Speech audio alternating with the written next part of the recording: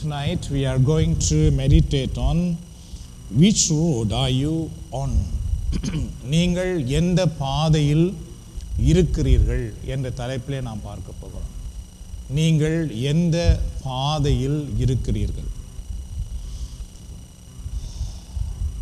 If you have Holy Bible, just turn Matthew chapter 7.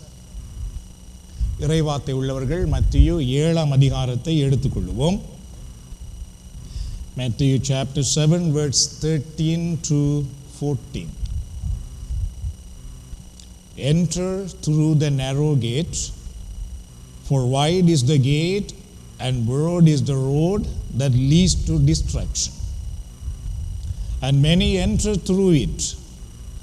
But small is the gate and narrow the road that leads to life, and only a few find it. மத்திய 7ஆம் அதிகாரத்திலே 13 14 வரை உள்ள இறைவார்த்தையை பாருங்கள். இடுக்கமான வாயிலின் வழியே நுழையுங்கள், ஏனெனில் அழிவுக்கு செல்லும் வாயில் அகன்றது, வழியும் விரிவானது, அதன் வழியே செல்வோர் பலர். வாழ்வுக்கு செல்லும் வாயில் மிகவும் இடுக்கமானது, வழியும் மிக குறுகலானது, இதை கண்டுபிடிப்போர் சிலரே. So notice two important words in that passage. The number one, gate, and number two, the road. இதில் ரெண்டு முக்கியமான விடயத்தை நீங்கள் பார்க்க வேண்டும். ஒன்று வாயில், வாசல், இரண்டாவது வழி, பாதை. Today we come to the passage that is not comfortable but very necessary. இன்றைக்கு நாங்கள் பார்க்கிற இந்த இறைவார்த்தை பார்த்துக்கொண்டால் ஒரு ஆறுதலான வார்த்தை அல்ல, ஆனால் ஒவ்வொருவருக்கும் மிக மிக முக்கியமான ஒரு வார்த்தை. இதை யாரும் தவறவிடக்கூடாது. Jesus is not just calling us to follow him. ஆண்டவராக இயேசு என்னை பின்பற்றி வாருங்கள் என்று மட்டும் எங்களை அழைக்கவில்லை. He is warning us of the danger of not following him.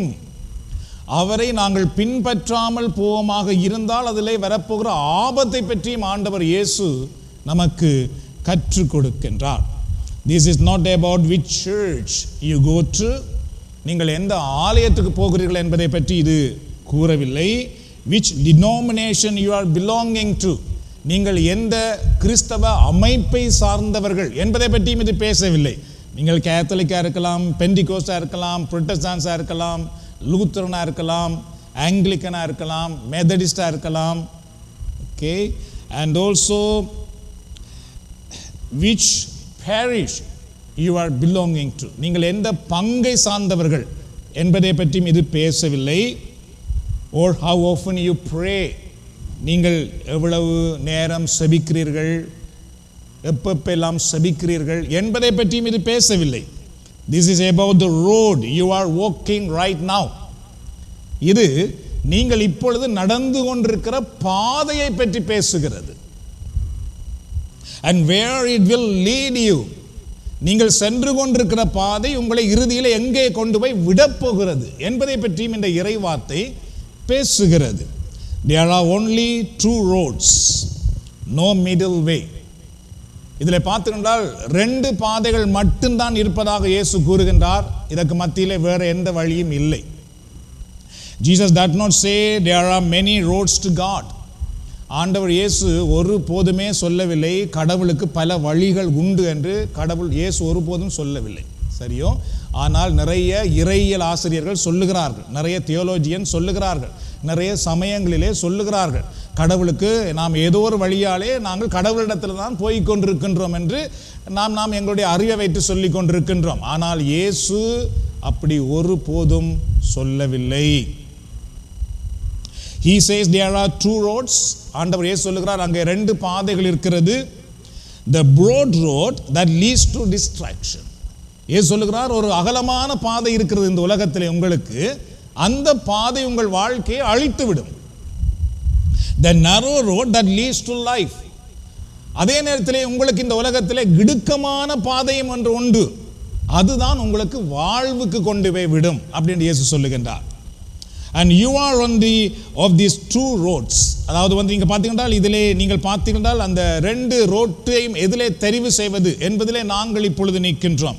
There are no third road. இதிலே மூன்றாவது பாதை இல்லை என்பதை நாம் எல்லாரும் சரியாக புரிந்து கொள்ள வேண்டும். இங்கே மூன்றாவது பாதை இல்லை, இயேசு அதை பற்றி பேசவில்லை. There is no fence to sit on. அதாவது இதிலே பார்த்தீங்கன்றால் வேலியும் இல்லை உட்கார்ந்து இருக்கிறதுக்கு. There is no middle path where you can enjoy both the world and God. இறைவனையும் உலகத்தையும் அனுபவிக்கின்ற மூன்றாவது பாதையும் இங்கே இல்லை. அப்படி ஆண்டவர் இயேசு சொல்லவும் இல்லை. நீங்கள் ஒரு பாதையில் இருந்து கொண்டு ஒரு நாளைக்கு கடவுளை அனுபவிக்கலாம், அல்லது காலம்புற கொஞ்ச நேரம் கடவுளை அனுபவிக்கலாம், அதுக்கு பிறகு கொஞ்ச நேரம் போய் உலகத்தை அனுபவிக்கலாம். நோ, அப்படி ஆண்டவர் எங்குமே சொல்லவில்லை. From the moment we are born, we are on the broad road. நாம் எல்லாம் எப்பொழுது இந்த உலகத்திலே பிறக்கிறோமோ அப்பொழுதெல்லாம் நாங்கள் விரிவான பாதையிலே இருக்கிறோம் என்பதை நாங்கள் அறிந்து கொள்ள வேண்டும். This road requires no effort to follow. இந்த பாதை, இந்த விரிவான பாதை இருக்கிறது அல்லவா, அது வந்து நாங்கள் கடவுளை பின்பற்றுவதற்கு நீங்கள் எதிலுமே கடினப்பட வேண்டியதில்லை என்பதை அது சொல்லும். நீங்கள் சும்மா எப்படியெல்லாம் இருந்து கொண்டு நீங்கள் கடவுளை பின்பற்றலாம், கோயிலுக்கு போகலாம், கிறிஸ்தவர்களாக இருக்கலாம், ஞானஸ்நானம் எடுக்கலாம், என்னவும் நீங்கள் செய்யலாம். சரியோ? யூ கேன் லை. நீங்கள் கிறிஸ்தவர்களாக இருந்து கொண்டு பொய் கூட சொல்லி கொண்டிருக்கலாம். அதான் அந்த அகலமான பாதை. நாம் பிறக்கும் பொழுதெல்லாம் அகலமான பாதையெல்லாம் எல்லாரும் வந்துடுறோம். சரியோ? நீங்கள் கிறிஸ்தவர்களாக இருந்தாண்டு எத்தனை பொய்யும் சொல்லலாம், யாருக்கும் நீங்கள் பொய் சொல்லலாம். And you can cheat. நீங்கள் யாரையும் ஏமாற்றலாம், கடவுள்கிட்ட வந்து மன்றாடி போட்டு ஏமாற்றலாம். நீங்கள் அப்படி நிறைய பேர் செய்கிறார்கள். கோயிலுக்கு வந்து மன்றாடி போட்டு ஏமாத்துறது. And you can hate. நீங்கள் இந்த அகலமான பாதையிலிருந்து மற்றவர்கள் எல்லாம் துன்பப்படுத்தலாம், மற்றவர்களை வேதனைப்படுத்தலாம். எவ்வளவு தூரம் வேதனைப்படுத்த முடியுமோ நீங்கள் வேதனைப்படுத்தி விட்டு பிறகு வந்து நற்கருணை எடுத்துக்கொள்ளலாம். அதுக்கு பின்பு கடவுளை நோக்கி கரங்களை உயர்த்தி நீங்கள் மன்றாடி கொண்டிருக்கலாம். இதுதான் அகலமான பாதை. And you can live in lust. நீங்கள் கோயில் கோயில் கோயில் என்று போய்கொண்டு கடவுள் கடவுள் கடவுள் என்று சொல்லிக் கொண்டு உலகத்தின் சிற்றின்பத்துக்குள்ளேயே மூழ்கி போயிருக்கலாம். அதுதான் அகலமான பாதை. And be selfish. நீங்கள் சுயநலவாதிகளாக இருந்து வாழ்ந்து கொண்டிருக்கலாம். And live as you please. உங்களுக்கு என்னென்னவெல்லாம் விருப்பமா இருக்கிறதோ அதெல்லாம் செய்து கொண்டு நீங்கள் கிறிஸ்தவர்களாக இருக்கலாம். அதுதான் அகலமான பாதை. நீங்கள் திருவிழா கொண்டாடி போட்டு அதுக்கு பின்பு குடித்து நீங்கள் மயங்கலாம், களியாட்டம் செய்யலாம். சரியோ? நீங்கள் ஒரு புனிதருடைய பெயரிலே அங்க ஒரு திருவிழா செய்து போட்டு அதுக்கு பின்பு சினிமா பாடலெல்லாம் பாடி நீங்கள் கும்மாளம் அடித்து ஆடி குடித்து சண்டை பிடித்து என்னவும் நீங்கள் செய்து கொண்டிருக்கலாம். நாம் எல்லோரும் கடவுளுக்கு அல்லது ஒரு புனிதருக்கு திருவிழா செய்கிறோம் என்று கொடிமரம் ஏற்றி விட்டு நாம் விரும்புவது போல இந்த உலகத்துக்கு ஏற்ற மாதிரி வாழ்ந்து கொண்டு மற்றவர்களோடு சண்டை பிடித்து கொண்டு மற்றவர்களை ஏற்றுக்கொள்ளாமல் என்னவும் நாம் செய்து கொண்டு கிறிஸ்தவர்களாக இருக்கலாம். அதுதான் அகலமான பாதை. You can even appear very religious on the outside in the broad road. நாம் எல்லோரும் இந்த அகலமான பாதையிலே நல்ல பரிசுத்தவான்கள் கூட பரிசுத்தவான்கள் போல மற்றவர்களுக்கு காட்டிக்கொள்ளலாம். But unless you enter through the narrow gate, ஆனால் நீங்கள் கிடுக்கமான வழிக்குள் வரும் வரைக்கும் you will stay on the path of destruction. நீங்கள் எல்லோரும் நாம் எல்லோரும் அழிவை நோக்கித்தான் சென்று கொண்டிருப்போம். அது ஒருபோது நம்முடைய வாழ்க்கையிலே ஒரு பரிசுத்தம் தராது, ஒரு தெய்வீகம் தராது, ஒரு வாழ்வே தராது, மன அமைதியே இருக்காது நம்முடைய வீட்டிலே, நம்முடைய வாழ்க்கையிலே. கோயில் கோயிலாய் திரிவமானால் வீட்டுக்களே அவ்வளவு பிரச்சனை இருக்கும், அவ்வளவு வேதனை இருக்கும். வெளியாலே வரும்பொழுது நல்லா உடை உடுத்தி கொண்டு வருவோம், ஆனால் உள்ளுக்களே உடை உடுத்த கூட விருப்பம் இல்லாமல் நாம் இருப்போம். சரியோ?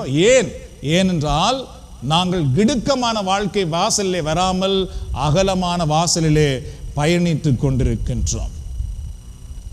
That path end in eternal destruction. அந்த அகலமான பாதையை பற்றி இயேசு சொல்லுகிறார், அது எங்களை கொண்டு போய் அழிவிலே விட்டு விடுமாம். ஒரு நாள் அது நம்மை அழிவிலே தான் விடும், அது ஒருபோதும் வாழ்விலே கொண்டு போய் சேர்க்காது. The broad road, அகலமான பாதை அல்லது அகலமான வாயில். Jesus says many enter through it. See, இயேசு தான் சொல்லியிருக்கிறார். இயேசு என்ன சொன்னார் என்றால், இந்த பாதையில் தான் நிறைய மக்கள் போவார்கள், கூட்டம் கூட்டமாய் போவார்கள், நெருக்கப்பட்டு கொண்டு போவார்கள். நெருக்கத்திலே கூட சில பேர் மரித்து கூட போய்விடலாம். எதிலே? இந்த பாதையில். யார் சொன்னது? இயேசு சொன்னது. தெரியும், இயேசுவை தேடி கணவர் வர மாட்டார்கள். இயேசுவை ஆராதிப்பதற்காக கணவர் வர மாட்டார்கள். வெரி few, வெரி கொஞ்சமா இருக்கும் என்று இயேசு சொல்லி இருக்கிறார். ஆனால் அகலமான பாதையிலே திரள் திரளாக ஒவ்வொரு நாட்டிலே இருந்து, உலகத்தின் பல பகுதிகளில் இருந்து வந்து கூட இதிலே மக்கள் கூட்டம் கூட்டமாக போவார்கள். That means the majority of people are on the broad road. அதனுடைய அர்த்தம் என்னென்றால், கிட்டத்தட்ட நிறைய மக்கள், கூடுதலான நிறைய பெர்சன்டேஜான மக்கள் அகலமான பாதையிலே தான் பயணித்துக் கொண்டிருப்பார்கள். Why? Because it is very easy. ஏனென்றால் இது மிக இலகுவானது இந்த பாதையில் நடப்பது. சரியோ? அவ்வளவு ஈஸியா இந்த பாதையில் நீங்கள் நடந்து கொண்டு கிறிஸ்தவர்களாக இருக்கலாம். வெரி கம்ஃபர்டபுள், உங்களுக்கு மிக ஆறுதலாக இருக்கும். சரி, உங்களுக்கு ஏற்ற மாதிரி இருக்கும் அந்த வழிபாடுகள் எல்லாம். உங்களை ஒன்றுமே செய்யாது. நீங்க கண்ணை திறந்து கொண்டு என்ன செய்து கொண்டிருக்கலாம், வாயால் ஒன்றை சொல்லிக்கொண்டு என்ன யோசிச்சு கொண்டிருக்கலாம், எப்படியும் நீங்கள் செய்து கொண்டிருக்கலாம். சரியோ?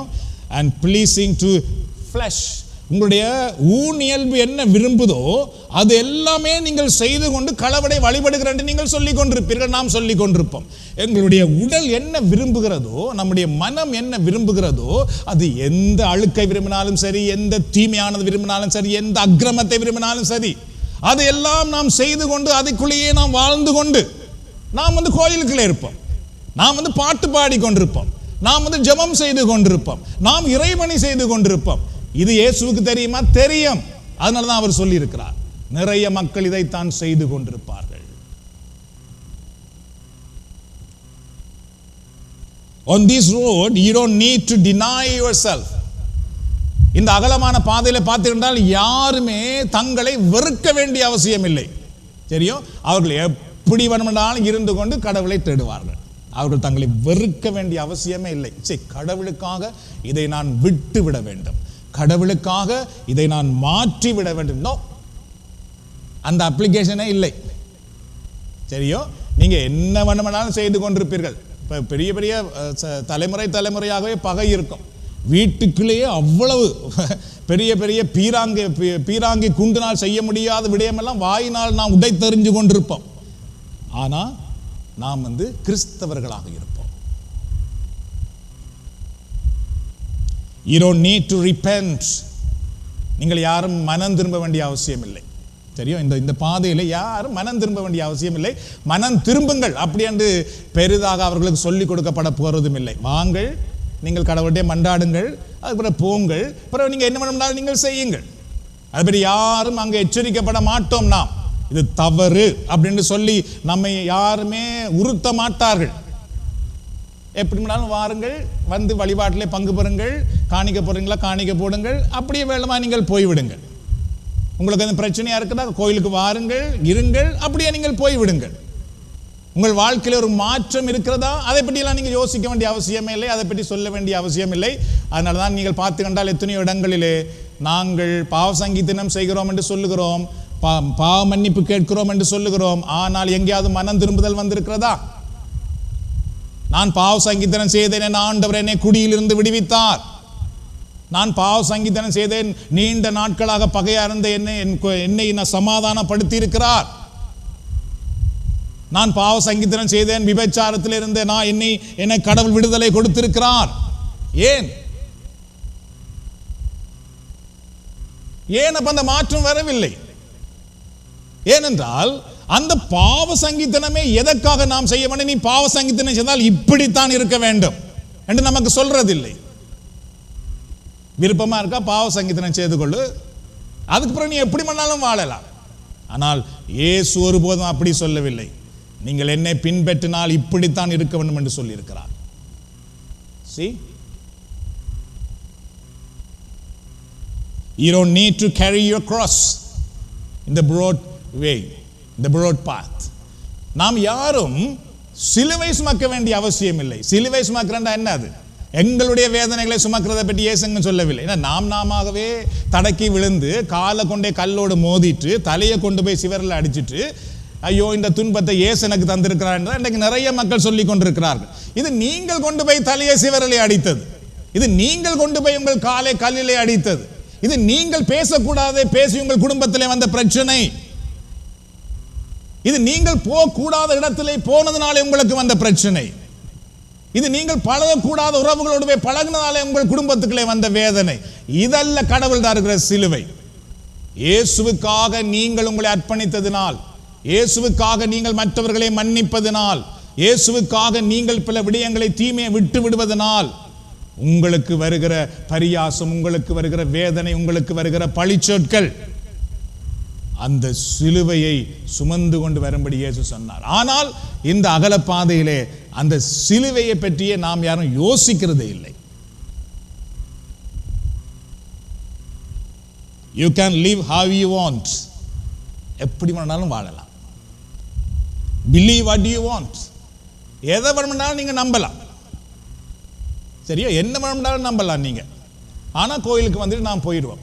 அதுக்கு பிறகு நாம் என்ன நம்புவோம் என்றால், வீட்டிலே வந்து பார்த்தீர்கள் என்றால் அங்கே ஒரு ஒன்றை வச்சிருப்போம், இங்கே ஒன்றை வச்சிருப்போம். ஏன் இது என்று கேட்டால், இல்லை இதை வச்சிருந்தா வீட்டுக்குள்ள அது வரும் என்கிறோம். அதுக்கு பிறகு பார்த்தீர்கள் என்றால் போய் டக்குன்னு போய் பிறந்த தேதியிலே அந்த இது பார்க்கறது, இந்த நம்பர் பார்க்கறது, அதுக்கு பிறகு அது என்று சொல்றது, இது என்று சொல்றது, எல்லாவற்றையுமே நாம் செய்து கொண்டு பிற கிறிஸ்தவர்கள் என்று நாம் சொல்லிக் கொண்டிருப்போம்.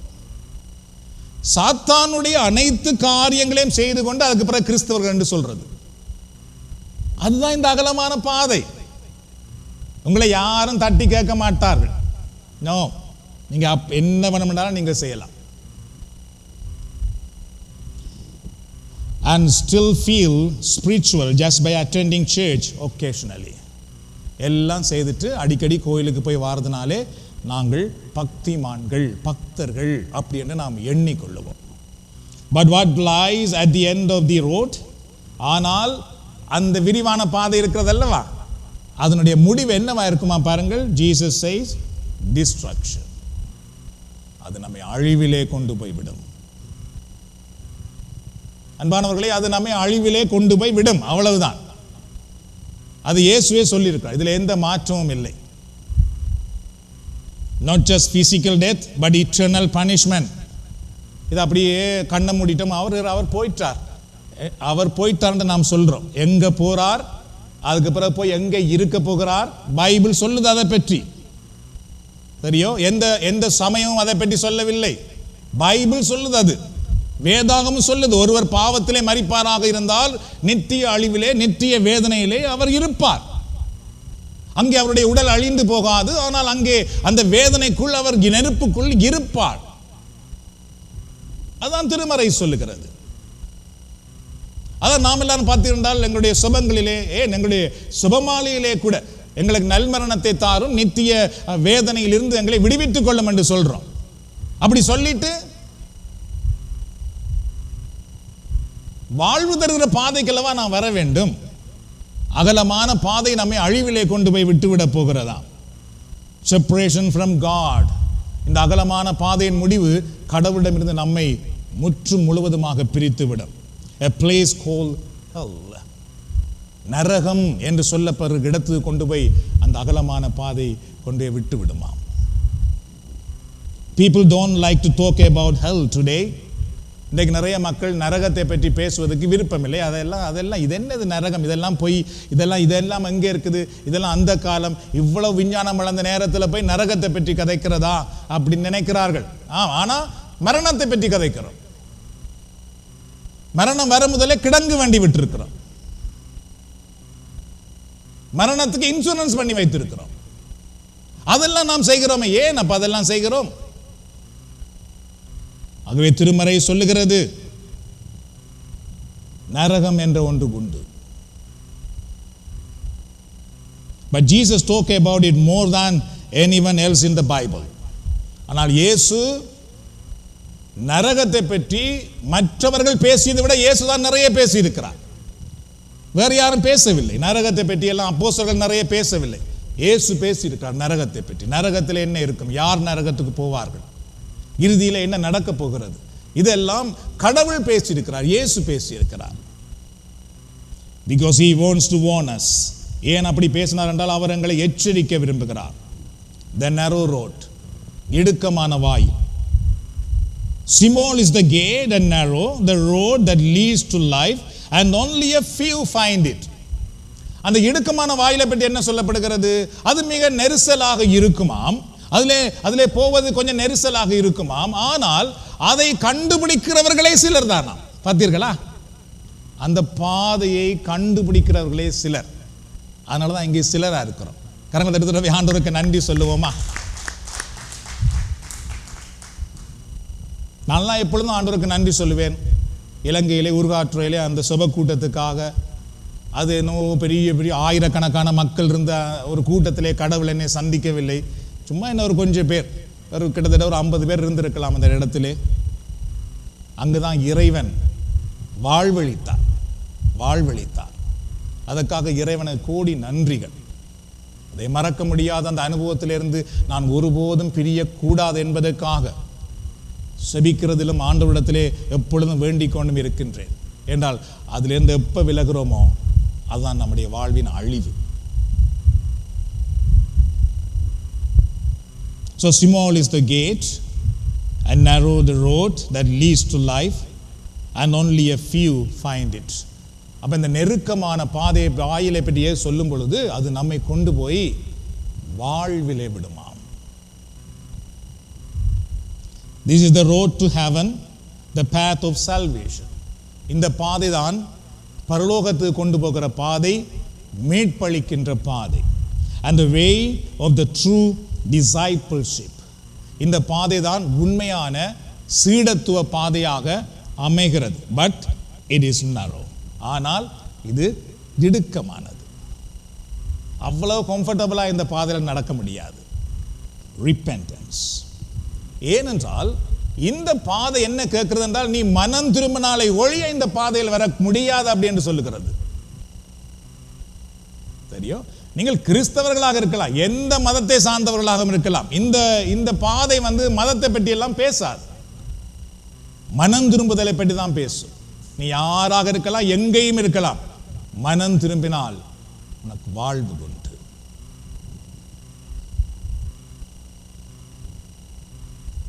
So repentance, turning away from sin. மனம் திரும்புறது என்றால் என்ன தெரியுமா? பாவத்திலிருந்து நம்முடைய வாழ்வை மாற்றிக்கொள்வது, அவ்வளவுதான் மனம் திரும்புதல். இந்த கிறிஸ்தவர்களுக்கு இருக்கிற ஒரு பெரிய பிரச்சனை என்னவென்றால், இந்து மக்களை பார்க்கும் பொழுது நான் கண்ட ஒரு ஆச்சரியம் என்னவென்றால், அவர்கள் கடவுளுக்கு பயப்படுகிறார்கள். அவர்களுடைய கடவுளுக்கு அவர்கள் என்ன சொல்லுகிறார்கள் என்றால், சாமி அறைக்குள் போவதற்கு முன்பு நான் குளிக்க வேண்டும், என் உடலை சுத்தப்படுத்த வேண்டும், இல்லை என்றால் என் கடவுள் எங்களை தண்டிப்பார் என்று சொல்லுகிறார்கள். எங்கள் சாமிக்கு நாங்கள் பூசை செய்யும் முன்பு, எங்கள் சாமியை வணங்குவதற்கு முன்பு, அல்லது சாமி இருக்கிற இடம் அவ்வளவு பரிசுத்தமாக இருக்க வேண்டும் என்று அவர்கள் பயப்படுகிறார்கள். இல்லை என்றால் எங்களுக்கு ஏதோ ஒன்று நடந்துவிடும். அந்த சாமிக்கு பயப்படுகிறதுனாலே அவர்கள் எத்தனையோ நாட்கள் சாப்பிடாமல் இருக்கிறார்கள். அவர்களுக்கு விருப்பமான எத்தனையோ விடயங்களை ஒறுக்கிறார்கள். அவர்கள் ஒரு ஆன்மீக காரியம் செய்கிறார்கள் என்றால், அவர்களுடைய மதத்திலே ஒரு திருமணம் நடக்கிறது என்றால் அங்கு மச்சம் வைக்க கூடாது என்று சொல்லுகிறார்கள். ஏன்? அங்கு மதுபானம் வைக்க கூடாது என்று சொல்லுகிறார்கள். ஏன்? அது கடவுளுக்கு பிடிக்காது, அது அங்கே எங்களுக்கு ஏதாவது ஒரு திருட்டு வந்து விடலாம் என்று பயப்படுகிறார்கள். பாருங்கள், நாம் என்ன செய்கிறோம்? நாம் கடவுளுடைய பெயரை வைத்துத்தான் நாம் எல்லாரும் அல்கோஹால் ஊத்தி குடிக்கிறோம். கடவுளுடைய பெயரை வைத்து, கடவுளுடைய கொண்டாட்டங்களை வைத்து. எந்த அளவுக்கு நாம் குருடர்களாக இருக்கிறோம். இதை பற்றி யார் பேசுகிறார்கள்?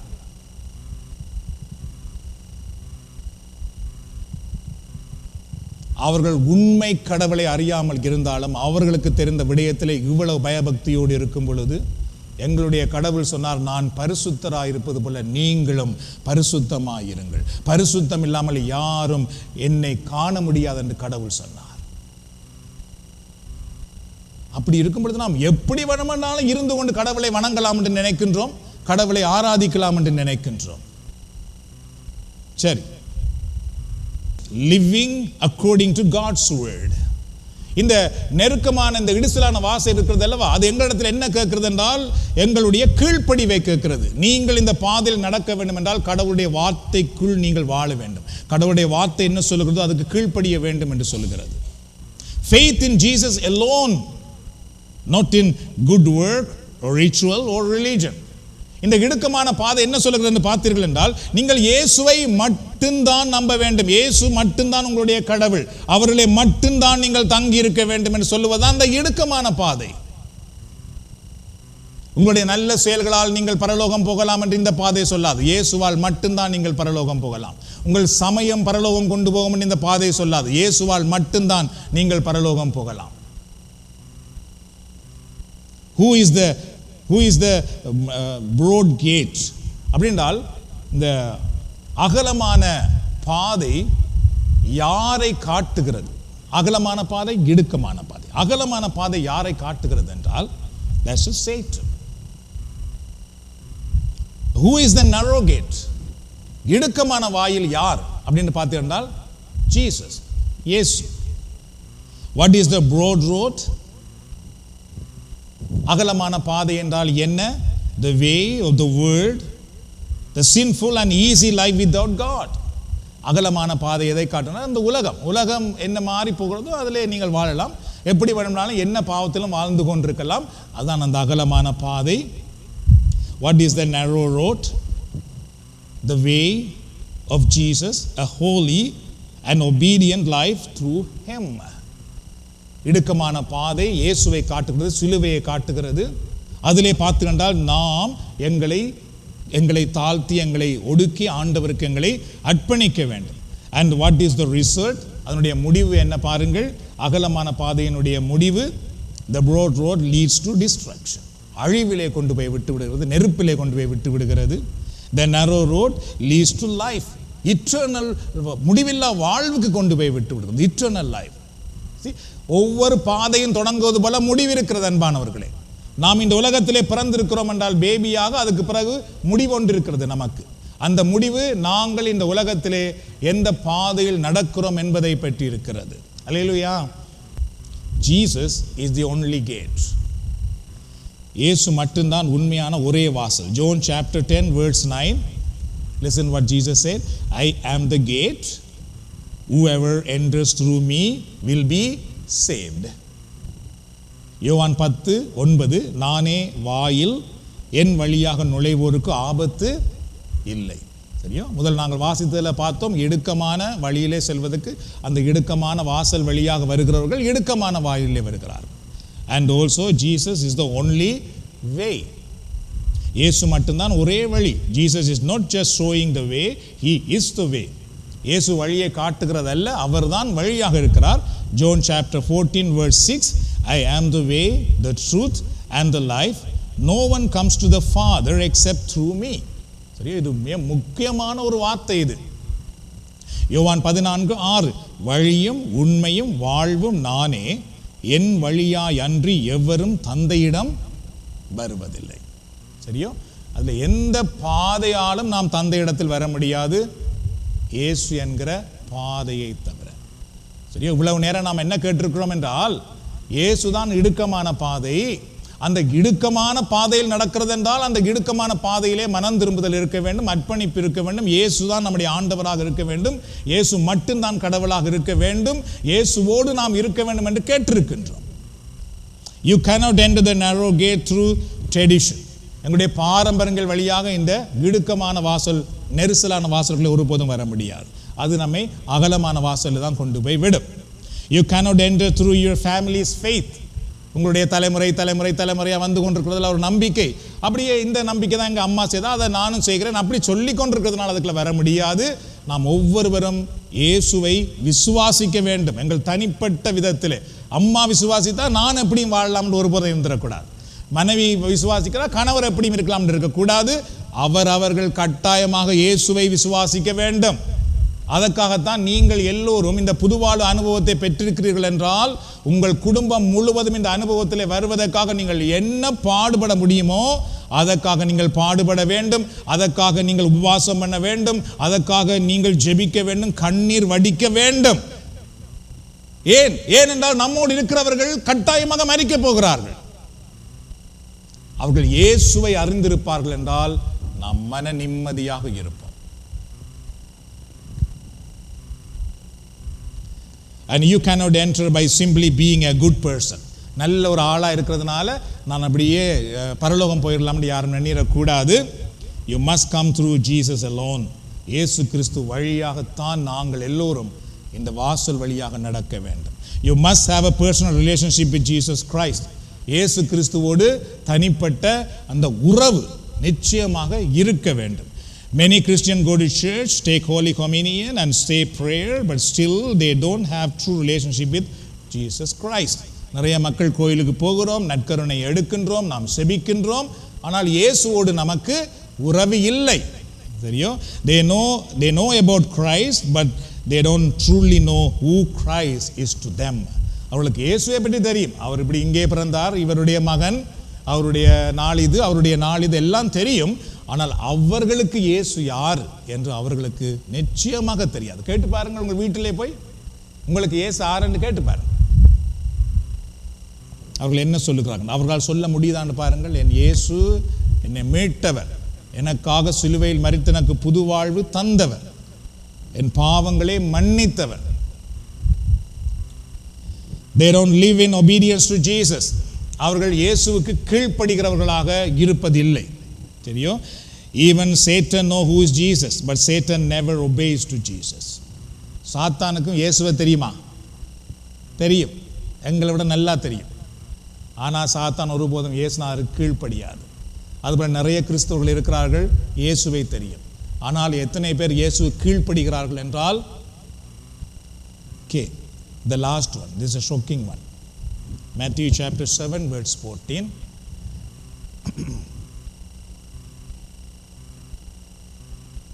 Only a few find it. இது இயேசு சொன்னார், சரியோ? ஸோ அதனால் நாம் எல்லாரும் இதில் விழிப்பாக இருக்கோம். இயேசு தான் சொன்னார், ஒரு சிலர் மட்டும்தான் இதை கண்டுபிடிப்பார்கள். Matthew chapter 7 verse 14. Only a few find it. Matthew 7:14. இதை கண்டுபிடிப்போர் சிலரே. இந்த உண்மையை அறிந்து இந்த உண்மைக்குள் வருகிறவர்கள் சிலரே, எல்லாரும் வரமாட்டார்கள். எத்தனையோ பேருக்கு இந்த அழைப்பு கிடைக்கும், நோ, வரமாட்டார்கள். எத்தனையோ பேருடைய வீட்டுக்குள்ளேயே இந்த அழைப்பு போகும், நோ, வரமாட்டார்கள். This may be the most frightening truth of all. இது மிக பயங்கரமான ஒரு உண்மை. Jesus says only a few find it. இயேசு சொன்னார், ஒரு சிலர் மட்டும்தான் இதை கண்டுகொள்வார்கள். That's mean most people, even religious people, are missing the way to eternal life. சரியோ? அதனுடைய அர்த்தம் என்னென்றால் நிறைய மக்கள் முடிவில்லாத வாழ்வை இழக்கப் போகிறார்கள். அதான் இதனுடைய அர்த்தம். சில நேரம் நம்ப முடியாமல் இருக்கலாம். சில பேர் நீங்கள் அதை உதாசனப்படுத்தலாம். சரியோ? இல்லை அவர் இப்படி சொல்லியிருக்கார்கள், இவர்கள் இப்படி சொல்லியிருக்கார்கள், நாங்கள் எல்லாரும் கட்டாயமாக பரலோகம் தான் போகிறோம் என்னவும் நீங்கள் சொல்லலாம். ஆனால் திருமறை சொல்லுகிறது ஒருபோதும் மாறாது. இதிலே கொஞ்சம் பேர் தான் உள்ளே போகிறார்கள். Why? ஏனென்றால் many people are blinded by sin. என்றால் நிறைய மக்கள் பாவத்தினால் குருடாக்கப்பட்டிருக்கிறார்கள். They hold on to tradition instead of truth. ஏன் அவர்கள் உண்மைக்குள் வர முடியாமல் இருக்கிறார்கள் என்றால் அவர்கள் உண்மையை விட, இயேசுவை விட பாரம்பரியத்தை அதிகமாக இறுக்கமாக பிடித்து கொண்டிருக்கிறார்கள். அதை விட அவர்களால் முடியாமல் இருக்கிறது. இல்லை, பாரம்பரியம் பாரம்பரியம் பாரம்பரியம், இதென்னது இதென்னது, இது எப்போ வந்தது, இயேசு எப்போ வந்தவர், இந்த கூட்டம் எப்போ வந்தது, பைபிள் எப்போ வந்தது, இது எவ்வளவு காலமாக இருக்கிறது, இதை பற்றி அவர்கள் என்ன சொல்லியிருக்கார்கள், இதை பற்றி இதை என்ன சொல்லியிருக்கிறார்கள், இதெல்லாம் பிடித்து கொண்டிருக்கிறோமே தவிர இயேசுவை விட்டு விடுகிறோம். They want God's blessing but not Christ's lordship. அவர்களுக்கெல்லாம் கடவுளுடைய ஆசீர்வாதம் தேவையாக இருக்கிறது, ஆனால் கடவுள் இயேசு அவர்களுக்கு தேவை இல்லாமல் போகிறார். So they are deceived themselves. அதனாலே அவர்கள் தங்களையே ஏமாற்றிக் கொள்ளுகிறார்கள். And what about you tonight? அப்படினால் இன்று இரவு எங்களுடைய நிலை எவ்வாறு இருக்கிறது? Which road are you on? எந்த பாதையில் நானும் நீங்களும் நிற்கின்றோம்? This is not the message to scare you. It is a message to wake you up. இது பயமுறுத்துகிற ஒரு செய்தி அல்ல, இது உங்களை தட்டி எழுப்புகிற ஒரு செய்தியாகும். And like, look at your life honestly. உண்மையாகவே உங்கள் வாழ்க்கையை பாருங்கள். சரியோ? Are you walking the narrow road of Christ? நீங்கள் உண்மையிலே இயேசு என்கிற இடுக்கமான பாதை வழியாக நீங்கள் நடக்கிறீர்களா? Or the broad road of this world? அல்லது இந்த உலகம் என்கிற அகலமான பாதையில் நாம் நடந்து கொண்டிருக்கிறோமா? Jesus is calling you today. One day the door will close. ஆண்டவர் இன்றைக்கு எங்களை அழைக்கிறார். ஒரு நாள் நினையாத நேரத்தில் கதவு பூட்டப்பட்டுவிடும். Choose the narrow path now. ஆகவே இயேசு என்கிற இடுக்கமான பாதையை நீங்கள் இப்பொழுதே தெரிந்து கொள்ளுங்கள். Don't say I will decide later. நான் நேரம் கிடைக்கும் பொழுது அல்லது இன்னொரு நாளைக்கு அதை பற்றி சிந்திப்போம் என்று தயவு செய்து சொல்லாதீர்கள். Later may never come. பின்பு என்பது சில நேரம் வராமல் போய்விடலாம். So enter now while you still can. உங்களால் முடிந்த நேரத்திலேயே நீங்கள் ஆண்டவரோடு வாழ்வதற்கு உங்களை அர்ப்பணியுங்கள். Choose to walk with Jesus. கடவுளோடு நடப்பதற்காக நீங்கள் தெரிந்தெடுங்கள். அதற்காக நேரம் செலவழியுங்கள், ஜெபியுங்கள், உங்களையே ஆராயுங்கள், ஒப்பு கொடுங்கள். பெரிய ஆசீர்வாதம் வரும் அன்பானவர்களே.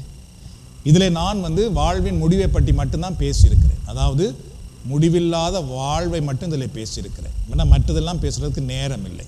நான் உங்களுக்கு சொல்லட்டும், இடுக்கமான பாதையிலே நெரிசல் இருக்கிறது என்பதற்காக அதிலே ஆசீர்வாதம் இல்லை, விடுதலை இல்லை, வாழ்வு இல்லை என்ற அர்த்தம் அல்ல. சரியோ? இடுக்கமான பாதையில் நாங்கள் நடந்து போய் கொண்டிருக்கிற ஒவ்வொரு நிமிடமும் கடவுளால் நாம் ஆசீர்வதிக்கப்பட்டு நல்வாழ்வு வாழ்ந்து கொண்டு தான் இருப்போம். சரியோ? துன்பம் கஷ்டம் கிறிஸ்துவ நிமித்தம் வரும், அது வேற விடயம்.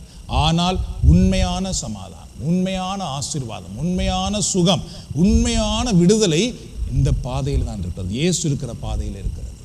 சரியோ? பாரம்பரியம் இருக்கிற பாதையில் அல்ல, உலகம் காட்டுகிற பாதையில் அல்ல. அதிலே பெரிய பிரச்சனை, வேதனை, குழப்பம், சண்டை, போட்டி, பொறாமைகள் தான் இருக்கிறது. வெளிவேடம் அங்கே இருக்கிறது. சாத்தான் எங்களை ஆளுமை செய்து கொண்டே இருப்பான். இங்கே சாத்தானால் நெருங்க முடியாது. நான் உங்களுக்கு சொல்லுகிறேன், நாம் இப்பொழுது ஜெபிக்க போகிறோம்.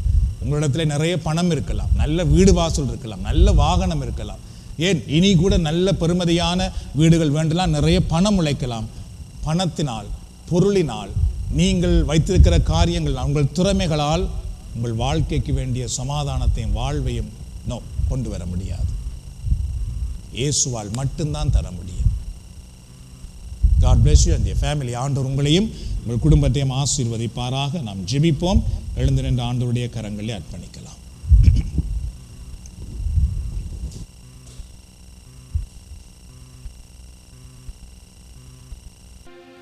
இயேசுவின் பின்னால் நானும் செல்வேன், திரும்பி பார்க்க மாட்டேன், திரும்பி பார்க்க மாட்டேன்.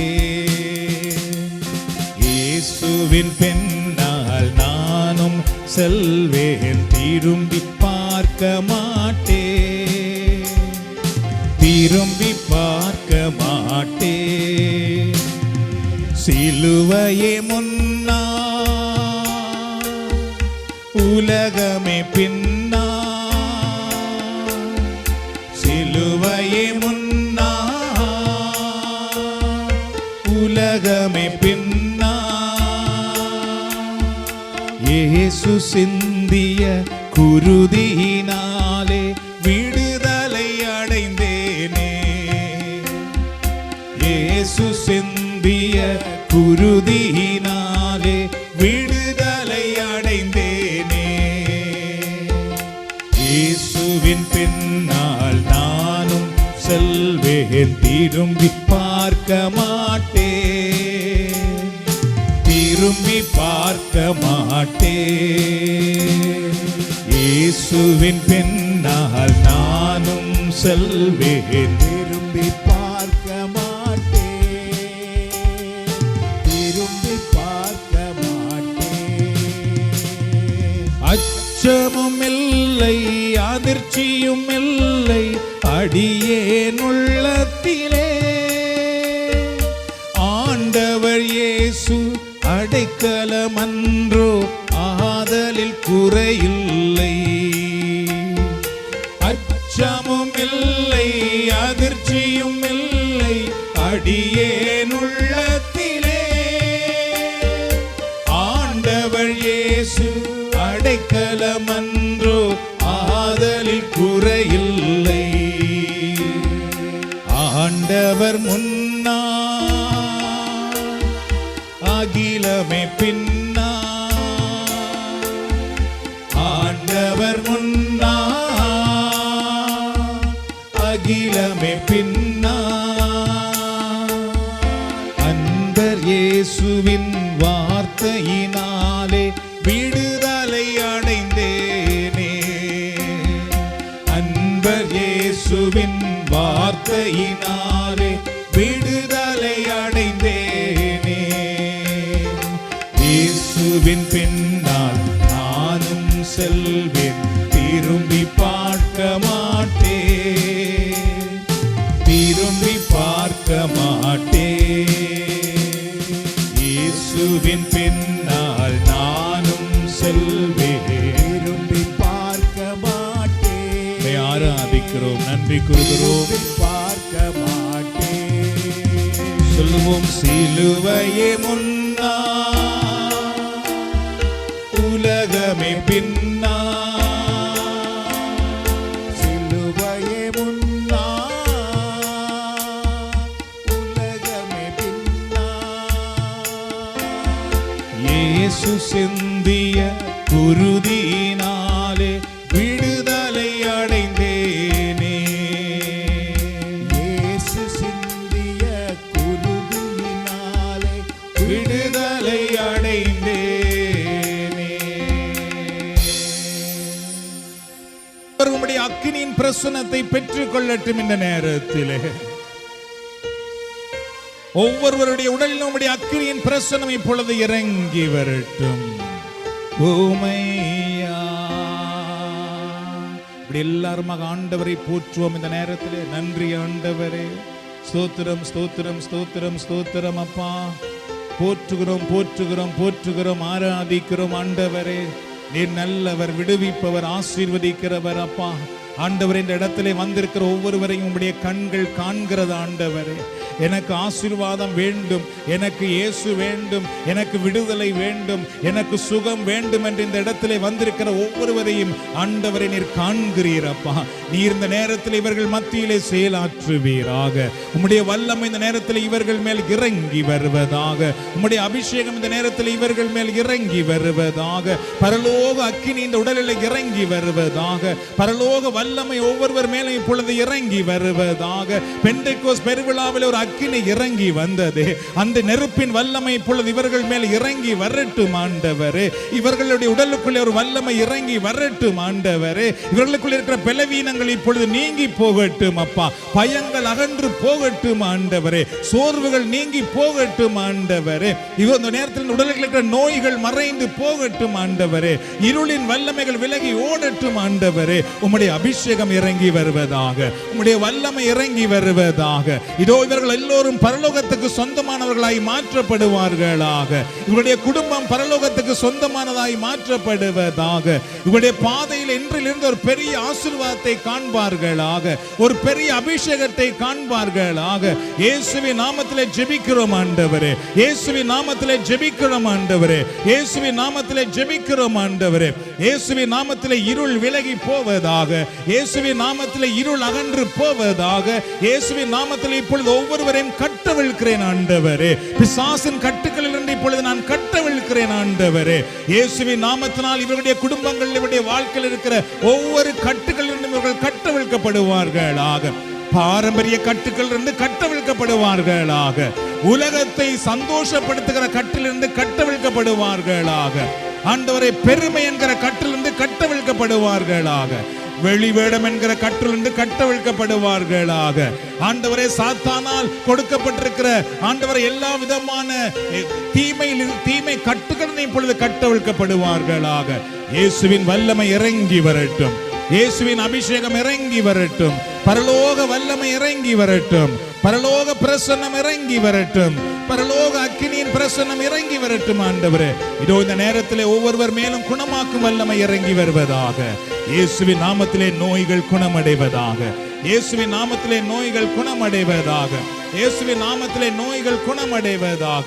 இதோ இந்த நேரத்தில் இவருடைய இருதயத்தில் நம்முடைய வல்லமை இறங்கி வரட்டும். ஆண்டவரே, ஆண்டவரே, இவருடைய உடலில் என்ன கட்டுகள் இருக்கிறதோ கட்டவிழ்க்கப்படுவதாக. இவருடைய இரத்த நாளங்கள் இப்பொழுது சுகமாக்கப்படுவதாக. இவருடைய இதய துடிப்பு சரியாக மாற்றப்படுவதாக. ஆண்டவர் இயேசுவின் நாமத்திலே அற்புதம் நடப்பதாக, அற்புதம் நடப்பதாக, அற்புதம் நடப்பதாக, அற்புதம் நடப்பதாக. சாப கட்டுகள் உடைக்கப்படுவதாக, மந்திர கட்டுகள் இயேசுவின் நாமத்திலே உடைக்கப்படுவதாக, ஏவுதலின் கட்டுகள் இயேசுவின் நாமத்திலே உடைக்கப்படுவதாக, குறி சொல்லுத கட்டுகள் இயேசுவின் நாமத்திலே உடைக்கப்படுவதாக. இதோ இந்த நேரத்தில் உம்முடைய அபிஷேகம் மூடிக்கொள்வதாக, உம்முடைய வல்லமை மூடிக்கொள்வதாக, உம்முடைய பிரசன்னம் மூடிக்கொள்வதாக. ஹல்லேலூயா, ஹல்லேலூயா, ஹல்லேலூயா. வாரும் தூய ஆவியே, உம் பிரசன்னத்தை வேண்டுகிறோம். உம் வல்லமையால் என்னை நிறைத்து நீராளுமை செய்யும். வாரும் தூய ஆவியே, உம் பிரசன்னத்தை வேண்டுகிறோம். உம் வல்லமையால் எம்மை நிறைத்து நீராளுமை செய்யும்.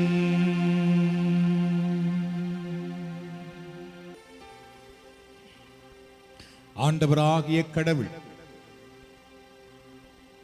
எப்பொழுதும் உங்களை வழி நடத்துவதற்காக உங்களுக்கு முன்னும், எப்பொழுதும் உங்களை பாதுகாப்பதற்காக உங்களுக்கு பின்னும், எப்பொழுதும் உங்களை ஆசீர்வதிப்பதற்காக உங்களுக்கு மேலும் இருந்து உங்களை வழி நடத்துவாராக. ஆண்டவராக இயேசு கிறிஸ்துவின் அருளும் கடவுளின் அன்பும் பரிசுத்த ஆவியின் ஐக்கியமும் நம் அனைவரோடும் நம்முடைய குடும்பத்திலும் எப்பொழுதும் இருப்பதாக. சுதன் பரிசுத்த ஆவியின் பெயராலே ஆண்டவர் விட்டு சென்ற சமாதானத்தை ஒருவரோடு பகிர்ந்து கொள்ளும்.